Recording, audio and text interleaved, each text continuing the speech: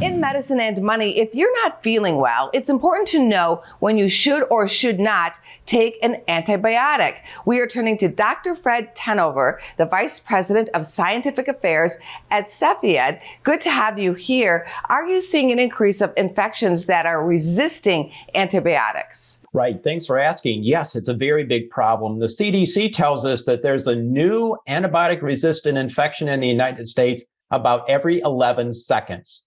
So it's very important that we get the right antibiotics to treat those infections up front. What questions should patients ask the doctor before accepting any antibiotic? So the first thing is you need to have a conversation with your doctor about, do you really have an infection? Do you need an antibiotic? And if so, what's the right antibiotic?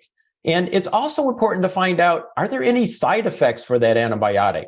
The flip side of that is if your doctor says, no, I think you've got a virus, you don't need an antibiotic, you shouldn't push for one.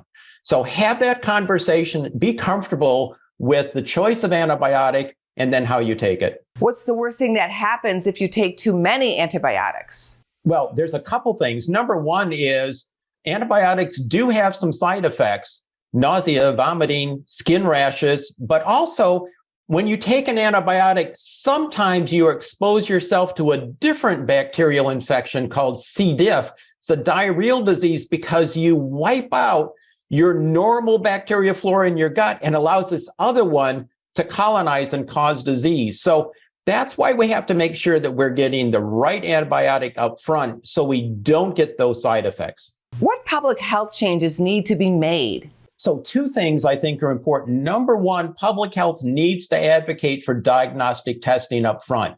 We really want testing and not guessing from our doctors. And number two is we need good surveillance to know where these antibiotic-resistant infections are occurring in case we need to go to more powerful alternative antibiotics. Is there anything else we need to know? So I think the CDC website for antimicrobial resistance is really excellent, has a lot of very good information there. And if you want to know more about diagnostic testing, you could go to CEPHEID.com. Thank you, doctor, for being here. Thank you. My pleasure. Go to businessfirstam.com for where to see our show on TV.